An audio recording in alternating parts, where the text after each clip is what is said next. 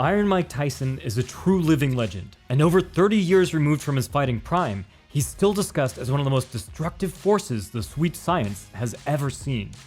So in this video, let's take a look at how Tyson etched his name in boxing history by examining every knockout in his illustrious career. Hector Mercedes, with 0 wins and 3 losses, had the unenviable job of welcoming 18-year-old Mike Tyson to the professional ranks. Tyson demonstrated the multi-angled approach of the peekaboo style perfectly, first flanking Mercedes to the right to find openings to his left side, then laterally shifting to the left to come at him from the other direction. Tyson wrecked Mercedes, who crashed into the canvas.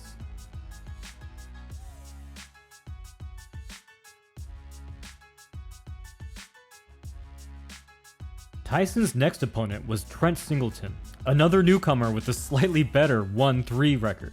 Once again, Tyson soon pressured him to the ropes, and the two threw dueling hooks. But Iron Mike's punches were tighter with proper form, and so they reached their target first. Singleton went down, then unwisely decided to get back up. He was put down again as Tyson slipped a jab and caught him with a gazelle hook, something we're gonna see a lot more of in this video. And it was also a staple of Floyd Patterson, taught by the same coach as Tyson. Once again, Singleton unwisely decided to get back up. And once again, he didn't stay up for long. Sensing his prey was badly wounded, Tyson threw a sloppy hook to gauge his reaction, then whipped a right through his guard once he saw an opening. A few more hooks, and Singleton dropped like a single ton of bricks. Tyson's third opponent, Don Halpin, didn't have an incredible record, but he did have ample experience, especially compared to Tyson's 2 pro bouts. He lasted an entire 4 rounds, which is better than Tyson's previous 2 opponents had managed. But Tyson threw a lead hook, stepping so deep inside he laterally shifted into southpaw. By stepping so far past the center line, a fighter can realign both himself and his opponent, switching which side is the lead side. From there, a lead right put Halpin down. He unwisely decided to get back up, so Tyson pulled off the same trick again. Unfortunately, the force of Tyson's punch bounced his opponent off the ropes, so Tyson gave him a second Halpin. This time, he stayed down. Up next was Ricardo Spain. Ricky Spanish. The fight was broadcast live on ESPN. Spain was Tyson's first undefeated opponent at 7-0, and the first time Tyson was scheduled for 6 rounds. For what it's worth, Spain was willing to fight blow for blow, which, with the benefit of hindsight, was a terrible idea. Tyson threw a jab cross, which Spain immediately answered with a cross of his own, but Tyson skillfully rolled with the punch and diverted the power into a lead hook. The two met in the middle. The two both threw a right, slipping to each other's outside. But it was Tyson who established control by framing off of his punch, and Spain lost the battle of dueling hooks, Tyson demolishing his jaw and landing his 4th knockout. Tyson's next opponent wisely came up in the corner. So, now at 5-0, Tyson crossed paths with Larry Sims, who, to his credit, lasted into the 3rd round. No known footage exists of this fight, but looking at the picture, you can kinda tell what happened. Tyson next fought another undefeated fighter, Lorenzo Canady, in his 3rd fight in just over a month. Canady threw a jab just as Tyson was mid-step, typically a more vulnerable moment, but Tyson responded by split-stepping as he slipped, then leaped into a left hook that sent Canady through the ropes. Canady unwisely answered the count, only to be cornered and hit with a barrage of punches that made the ref halt the bout. The bout had barely lasted 1 minute, and Tyson began to get a reputation of fighting like he had somewhere else more important to be. Tyson's next opponent was Micheal Johnson, a fighter unlucky in the winning department. Fighting Tyson would not change his fortune. He only managed to hang on for 39 seconds. Tyson pressured forward, weaving under punches as he closed the distance. He drove Johnson to the ropes with the counter. Johnson ducked under a jab, but Tyson used the punch to frame, pulling his rival into an uppercut that just barely missed. Johnson responded with a hook and a cross, but Tyson weaved under both while stepping deep inside. A punishing left hook fried Johnson's liver. He unwisely got back up, but it only delayed the inevitable. As he tried to circle away, Tyson shifted into a right hand that was so devastating, the ref called the fight without even starting the count.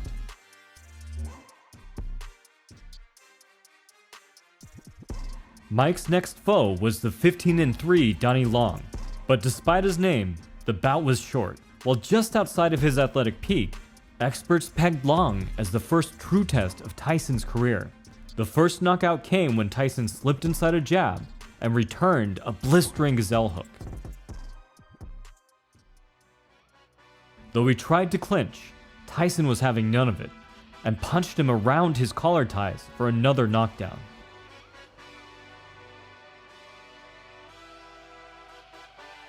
He destroyed another clinch attempt with his patented left uppercut to left hook combination.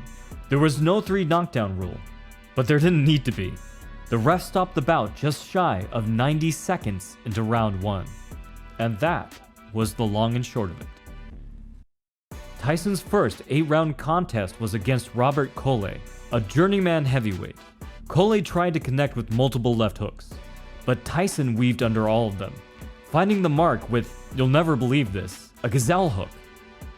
His opponent stiffened like a board. Good night. An interesting technical detail from this knockout is that while most boxers pivot with their opponent, Tyson could fight from either stance. So, instead of pivoting, Tyson could stay put and connect for more or less a southpaw stance. Once again, this is very Marvin Hagler, and I'm sure Robert Colay will be happy that his knockout proved instructional. At 37 seconds, this was the second shortest fight of Tyson's professional career, proving yet again that Kid Dynamite had a very short fuse. Just 1 week after knocking out Colay, Tyson took on Sterling Benjamin in another scheduled 8-rounder. And just like the previous bout, Mike didn't need that long. Tyson slipped and stepped right, finding an angle to slam his left hand through Benjamin's guard. Benjamin went down, but unwisely answered the count, and Tyson demonstrated his ability to shatter opponents against the ropes. Both routes created a path to circumvent the guard from the side. Once again, the sheer devastation of Tyson's punches prompted the ref to skip the count and just wave off the fight. In Tyson's first fight after the passing of his legendary coach and mentor, Cus D'Amato, he took on the reigning Southern boxing champion, Eddie Richardson. But Tyson did Cus proud. Richardson tried to fend Tyson off with a jab, but Iron Mike slipped left and crossed a right over Richardson's shoulder, crashing his mitt into the man's jaw. Richardson went down, but unwisely decided to get back on his feet. Tyson pursued, cutting off his escape route by stepping far right into southpaw. And as Richardson tried to force his escape, Tyson was in range for, you'll never guess, a leaping left hook that flattened Richardson like a sheet of paper. When asked after the fight if he had ever been hit harder, Richardson answered, yeah, about a year ago, by a truck.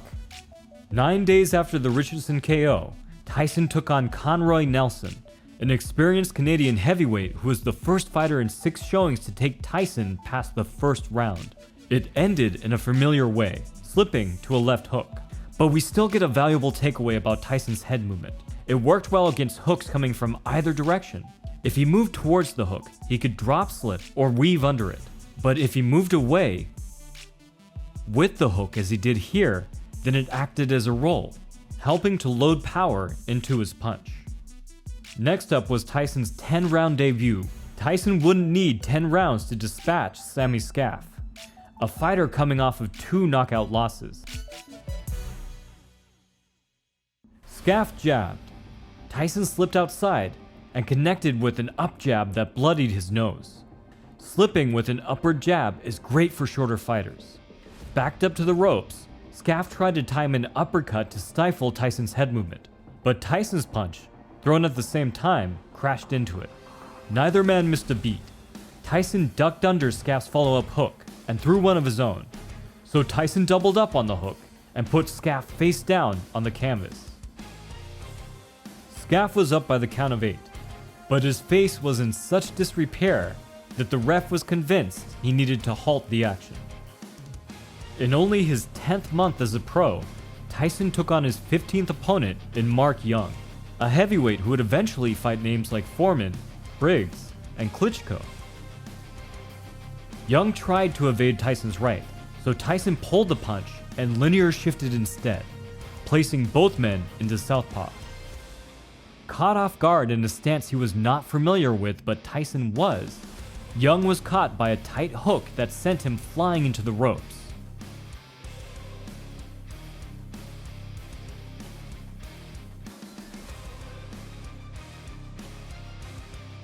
Tyson next fought David Jaco, who had a record of 19-5. Jaco was the first fighter to defeat Donovan Razor Ruddock, a tremendous boxer who will later appear in this very same video. Jaco tried to time Tyson's crouching head movement, but Tyson loved to draw punches from this position, so that he could avoid the punch with the same motion he used to throw his hooks. Jaco then made a critical mistake, getting back up. This time, Tyson tracked his head movement, his punch getting inside of Jaco's, who did a slow barrel roll on the canvas. Following this bout, Tyson would land a Sports Illustrated cover, enshrining the Kid Dynamite moniker in stone. Now at 16-0, Tyson faced Mike Jameson, the first fighter to technically take Tyson past round 4. I say technically because round 3 was only 2 minutes due to a timekeeping mistake. Jameson had a solid guard, but the sheer force of Tyson's punches still forced him back. Tyson stifled his pivot with a turn shift into southpaw before unleashing with another combination that ended with a leaping rear hook. Jameson's attempt to block widened his guard, offering ample room for Tyson to slam 2 left uppercuts, sending the big man crashing to the floor. Jameson unwisely got back up, but showed a lot of heart. He managed to battle into the 5th. Jameson claimed afterwards he was fine, but luckily for him, the ref disagreed. Iron Mike next showcased his skills on the ABC Wide World of Sports against Jesse Ferguson, a fighter with a respectable 14-1 record, and the first opponent to take Tyson past round 5. This fight gives us a chance to look at how dangerous Tyson was in the clinch, even as the smaller man. Notice how he presses his head and shoulder into his opponent, turning him into the ropes as he pummels his hands over and inside. This inside position cleared the way for a left uppercut. Ferguson tried to shell, but Tyson opened him back up by punishing the body. Shifting back gave Tyson just enough space to send a tremendous uppercut crashing into his opponent. Ferguson disliked this so much that he refused to let go of Tyson's arms, earning himself a disqualification, which counted as a TKO. Tyson next competed against the 25-9 Steve Zouski. Zouski survived into the 3rd round before a left hook cracked his head around like an owl. I'd go into detail, but at this point it would be redundant. The man liked his left hooks. Tyson gave himself a grade of C for this one, but I guess at this time he was his own worst critic. Tyson's next fight against Reggie Gross is possibly one of the most awesome sports moments ever caught on film. The two battled head to head like rams, with Tyson occasionally potshotting a shelled up Gross. But then, Gross exploded into action, catching Tyson by surprise. Tyson kept his composure, resetting into a wide neutral stance, and threw back in response. Gross replied, and Tyson dodged 12 punches in a row. He slipped a jab, weaved through a right, blocked an uppercut, slipped another jab, pole weaved a follow-up right, and flowed through another one too. He then ducked ridiculously low to get under an uppercut, and just barely avoided a second one. He weaved one last jab cross before stepping back into orthodox to uncork a gazelle hook from hell. Notice Tyson's eyes, always on target, wide and waiting to spot an opening. Not worried, but ready.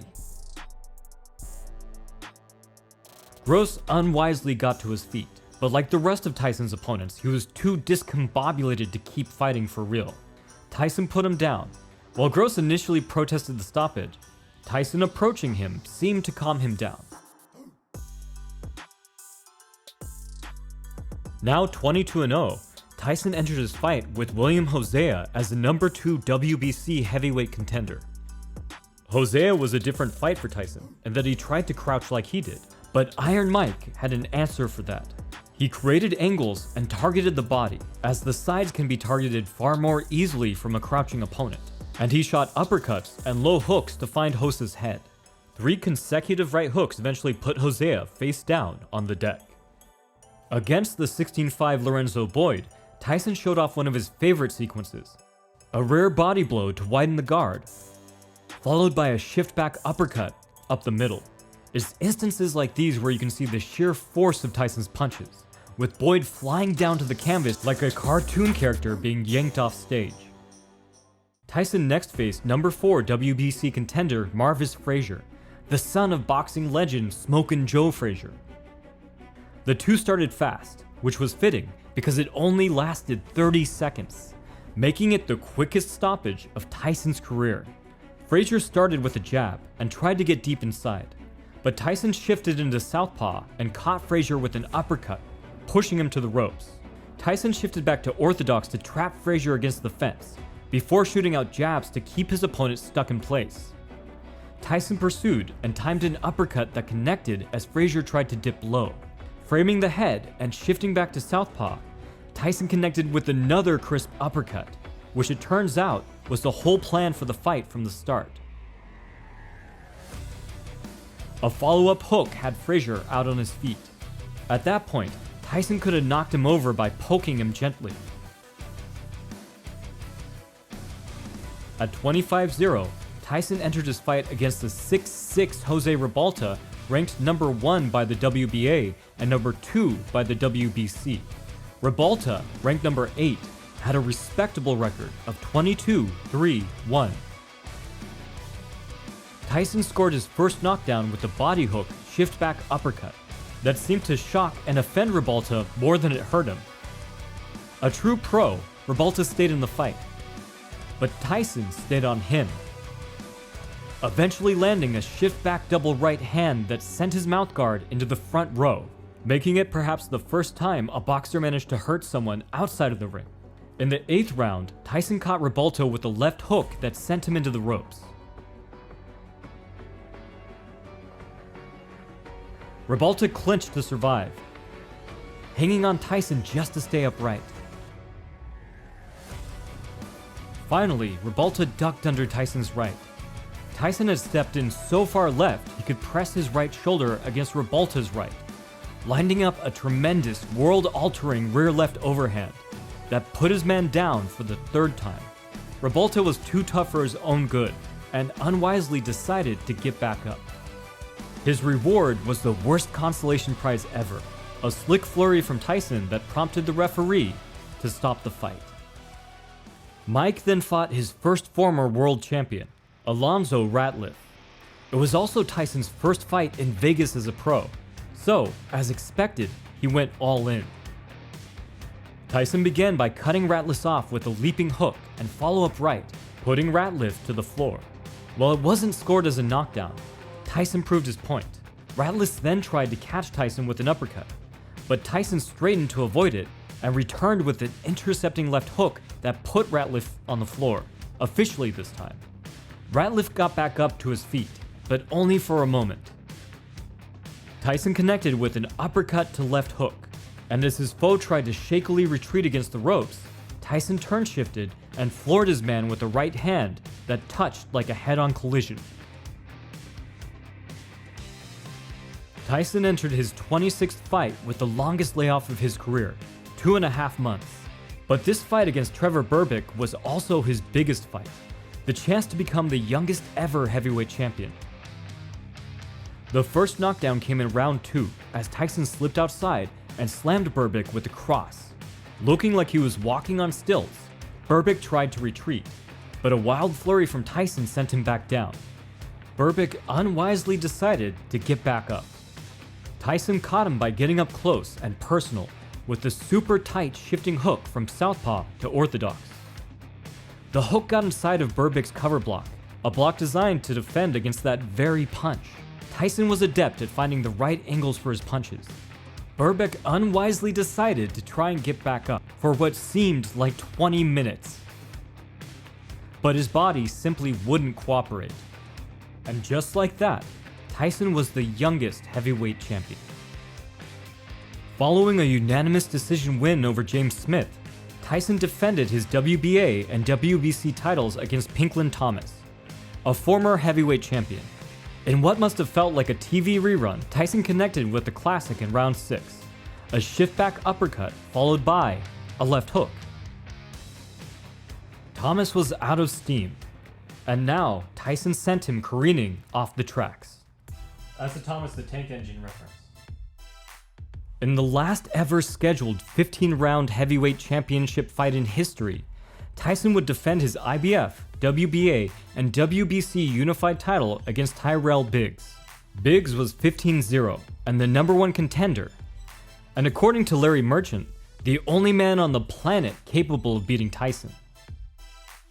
When Tyson stepped out to the right and sailed a left hook down the center line of his guard as he attempted to throw an uppercut. The next knockdown would be the final one. A straight arm hook connected bang on and sent Biggs flying into his corner. He may have been capable of beating Tyson, but we'll never know because this night was definitely not his night. I guess the bigger they are, the harder they fall. Because his name's Biggs. Tyson, now 32-0, faced the famed former champion Larry Holmes. Holmes hadn't competed in nearly 2 years following multiple close losses, but he was easily the most experienced opponent that 21-year-old Tyson had fought. Holmes parried Tyson's jab, but Tyson got inside of Holmes' left cover block and craned Holmes' chin with a stout right hand. While Holmes blocked Tyson's follow-up left uppercut, it still sent him flying, his body completely airborne. Holmes beat the count, but Tyson connected with the clubbing hook that sent him down again. It was Tyson's odd-angled wind-up hooks that ultimately undid Holmes. He was used to controlling opponents with his long reach, but Tyson was finding the angle to punch around his long guard. With the third knockdown, Holmes was knocked out for the first and only time of his career. Also, he avenged Muhammad Ali, get 5 million views making the same video as everyone else, yada yada yada. Tyson next faced former champion Toney Tubbs at the Tokyo Dome in Japan. Say that 5 times fast. Only the second world heavyweight title fight in the country's history. In the second round, Tyson connected flush with a wind-up hook that caused Tubbs to stumble into a corner and fall down. What can I say? The man knows how to hook. In a bout dubbed Once and For All, Tyson booked a showdown with Micheal Spinks. While Tyson held every major sanctioning body title, Spinks was the recognized lineal world heavyweight championship, with a sterling 31-0 record. The winner would leave as the true heavyweight world champion. Tyson stepped into southpaw to turn his left into his power hand before shooting an uppercut through Spinks' guard. Tyson then smothered Spinks' arm to set up a sickening body hook that sent him to his knees. Spinks held on, but Tyson jumped back on him as they met in the middle.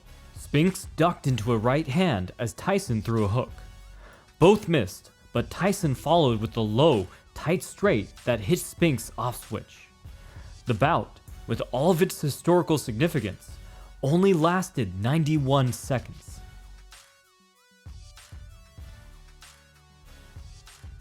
Britain's #1 contender, Frank Bruno, was next for Tyson. Kid Dynamite framed with his forearm to create space in the clinch before sending an overhand right around Bruno's underhook. The punch had Bruno walking like a newborn deer until Tyson caught him again.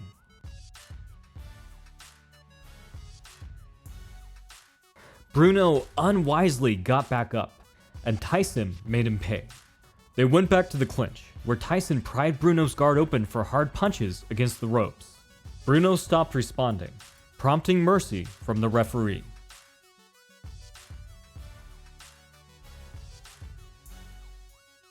Tyson then fought a familiar foe, the 22-2 Carl Williams. Tyson and Williams had sparred years before, Williams proving himself a worthy opponent. While past is sometimes prologue, this was not one of those moments.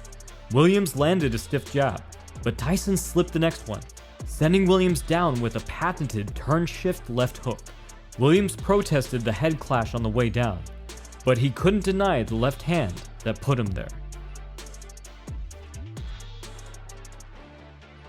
After a shocking loss to Buster Douglas, Tyson rebounded by stopping Henry Tillman with a massive overhand near the end of round 1. Tyson then took on Alex Stewart, a fighter on his own comeback trail after he got stopped by Evander Holyfield. The first knockdown came quick, a pair of overhand rights. The first one shot over Stewart's jab and sent him stumbling. The next one caught him flush, sending him down.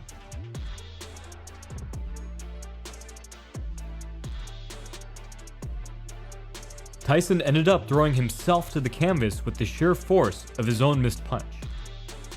The final sequence of the fight followed a similar pattern, with both men shooting out jabs and Tyson throwing a follow-up right. Tyson's right missed, but his signature punch, the left hook, did not.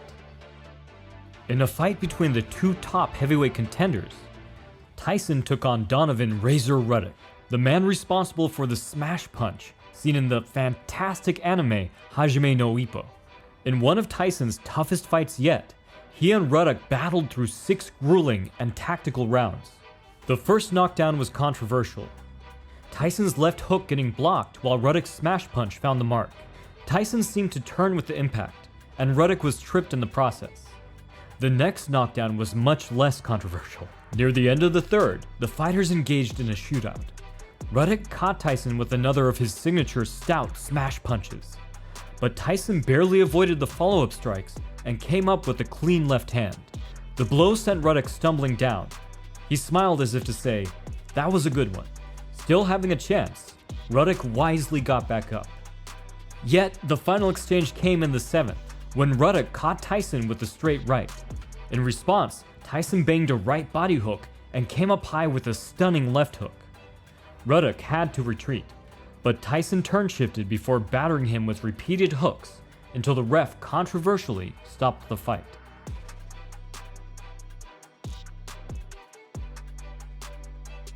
Following an immediate rematch with Ruddock, he moved on to the undefeated Buster Mathis Jr.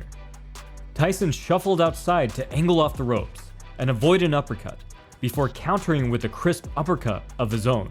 The impact was undeniable, as Mathis Jr. desperately tried to evade Tyson's onslaught, but he was caught in an unfamiliar position, and Iron Mike eventually found his hook, putting Mathis Jr. down for good.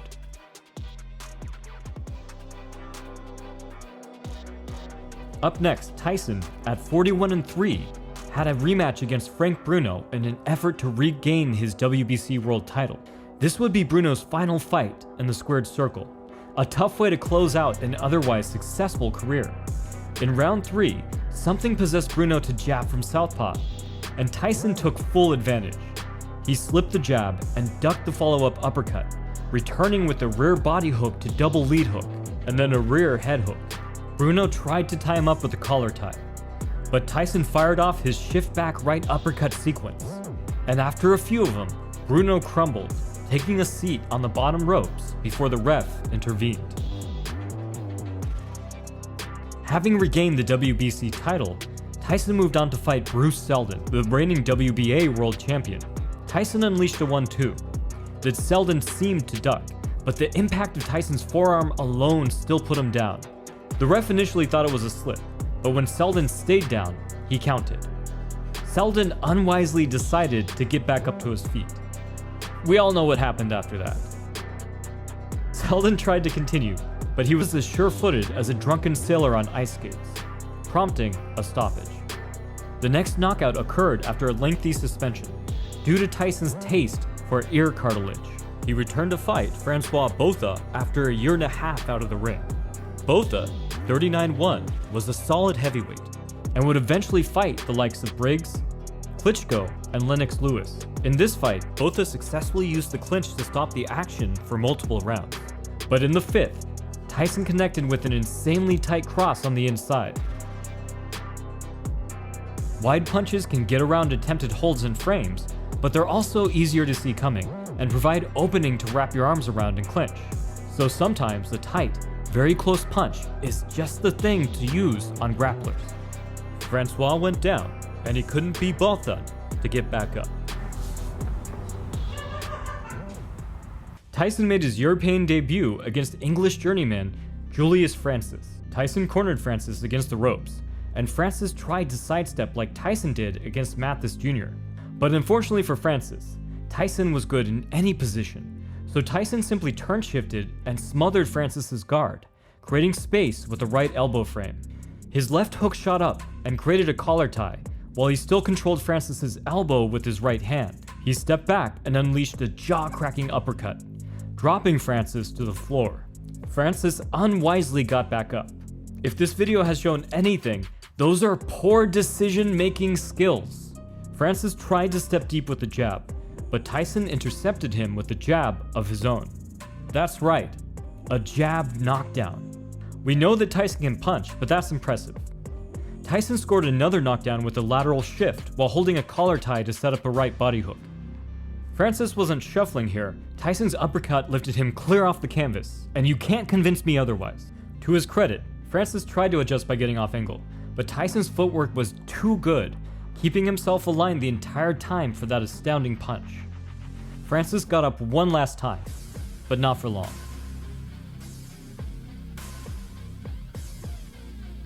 Tyson then took another trip across the pond to fight Lou Savarese in what would be the third shortest bout of his career. Tyson landed with his tried and true duck under gazelle hook. It glanced Savarese's forehead, sending him flailing to the floor.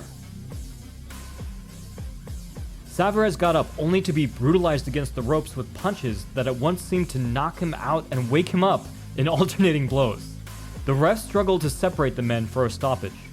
So much so that neither fighter realized the fight was over until they seemed to be fighting as normal. Refereeing is a tough job already, but I'm sure it was even more difficult during a Tyson fight. Later on in his career, at 49-4, Tyson looked to rebound from his loss to Lennox Lewis. His comeback trail started with Clifford Etienne, a hard-hitting heavyweight out of Louisiana. In a mesmerizing exchange, Tyson ducked a right, and Etienne weaved through Tyson's hook.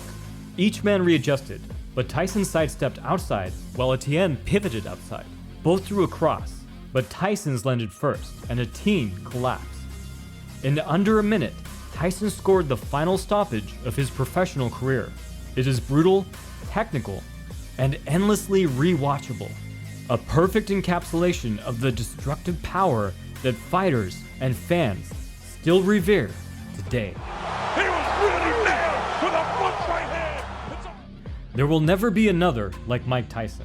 We're extremely fortunate that he fought in a time where we and future generations can sit back and appreciate the tape, bear witness to the absolute devastating power and often forgotten expert ring craft that Kid Dynamite, Iron Mike Tyson, brought to the world. And if you love great fiction, you can check out our comic book, Mortal Weapons, Volumes 1 and 2. If you'd like to learn more of these techniques, you can check out my books, particularly the one on footwork.